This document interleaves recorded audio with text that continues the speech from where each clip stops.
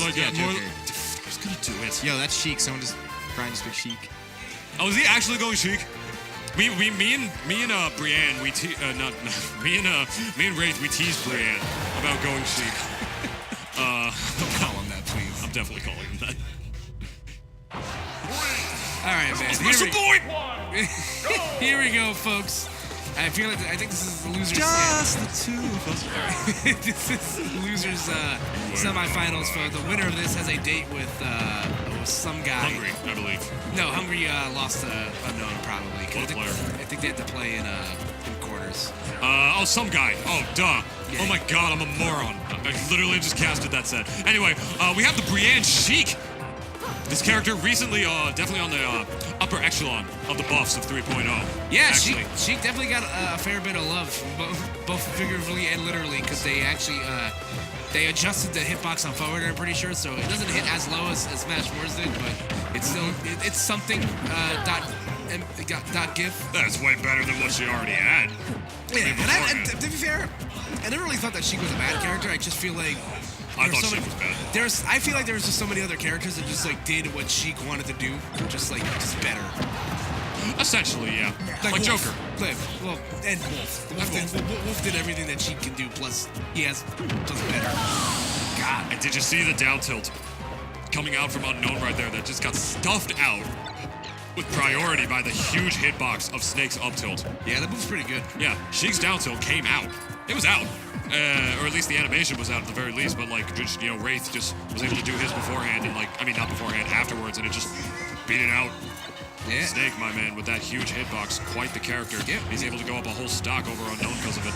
Yeah, and I feel this is going to be kind of rough for Unknown unless he's able to, good air dodge out of the sticky right there. That was immaculately timed, actually, the fact that he was able to get away from that. I mean, he obviously recognized it was there, but you never know what Sheik, you never know exactly when Snake is going to pop it. His whole end game is that he's trying to mix you up. Yeah, pretty much. And somehow Bergen knew exactly when, he was going to do it right there. Maybe he reacted or was just watching Snake to look for the there, Yeah. Maybe and also you can you can react to that because of the audio as well. That is another thing, I believe. Unless I'm wrong about that, I don't want to. It's kind of, sort of. I'm not totally sure. All I know is that some players say they feel like they need to hear it. So. But Sheik's problem's rearing its ugly head. Unfortunately for Unknown, it's gonna be really hard for him to take the stock. Not only unless Snake is recovering, I don't feel like he's gonna be dying much from Sheik in the middle of the stage, just because he's such a heavy character, and 9 times out of 10 you're gonna be when you're in the middle of a kill confirm with Snake. That's gonna happen. You're gonna trade with grenades and a 3 stock coming out from Wraith that first game, so that was rough. I was gonna say, I mean, Sheik theoretically can still move with the way that she does. Theoretically, such a character with that kind of frame data and new hitboxes would be able to keep Snake in disadvantage forever. But with the weight that this character is, I feel like sometimes it just doesn't matter. Not just with her rate and dying early to all the explosives, but mostly the fact, like you said earlier, how heavy of a lad that Snake is. Yeah, it's just seriously. I mean, look at Snake's ass alone is wider than Sheik's whole body. Yeah, he's got a girthy lower body without a doubt. Yeah, for sure. Yeah, I don't know. I just feel like the big problem is just Snake is not gonna die. Not gonna die. Sheik's damage output is pretty even though they fixed her hitboxes, it's still pretty minimal, all things considered. And also when you factor in trading with grenades, I feel like it's like I said, even if Unknown's gonna put himself in a position to get the kill, there's always a 9 times out of 10 chance that he's just gonna trade with a grenade and he's gonna be on the raw end of it. A grenade. Yeah, pretty much. No, yeah, that's the thing. I mean, any character that tacks on damage in the weird residual way that Snake does, kind of reminiscent of Olimar, if you would. Because you'll be fighting Olimar and he'll latch a pigment on you and then you'll be like, wait, I'm at 70? And all of a sudden that'll happen. And that'll impact any character, obviously. But a character as light as Sheik, it might impact her a little bit more, especially with the nerfs to, especially with the changes to Rage in this game, hurting her, or theoretically should help her as a character, but it doesn't. This character's kill power was just nerfed so much. Actually, just as I say that, killing Snake off the top at 99. Yeah. Never mind. Technically still sub 100, so. Yeah. Oh, wow, that was 2 parries into a grenade hit right there. Yeah. And then the sticky was definitely there. I lost track of it for a second, but evidently Unknown did not. able to survive just a little bit longer. Actually up a stock now because of it, knowing he can die at any second. That's why he's hanging back, trying to force his advantage, putting those needles out as a projectile because he knows that the second he goes back to center stage and fights him, he may eventually get hit with that C4 right there. And then all of a sudden the situation is just completely evened out once again, you know? Yeah, so pretty much. To hang back and do needles. Yeah, it's pretty much just like you said. I couldn't have said it any better myself. So now we're back at a stalemate for the most part, and unfortunately for Unknown, he wasn't really able to generate much distance between his first stock and Wraith's second stock. So now he finds himself in a situation where he's probably going to be treading water again. But you seeing that he's kind of opting to sit back a little bit, let the grenades blow up and let the playing field literally clear in front of him. So at least giving himself a chance to kind of get around this heavy projectile game from Snake. Yeah, absolutely. And now both of them are just playing the projectile game. Like, Unknown knows that residual damage is just going to eventually be his downfall because this character just dies at some pretty janky percents, my friend, you know? So we're going to have to see how he's going to be able to play this matchup in the precise way that he was known for in his days of Smash 4. Yep. To be able to work around all this, especially with this character, man. Just no wolf, no nothing. He's rough. He's roughing it out with what is pretty much hands down a worse character. Yeah, and something I wanted to point out is that, okay, never mind. No longer puts you in a free fall. Yeah, sorry.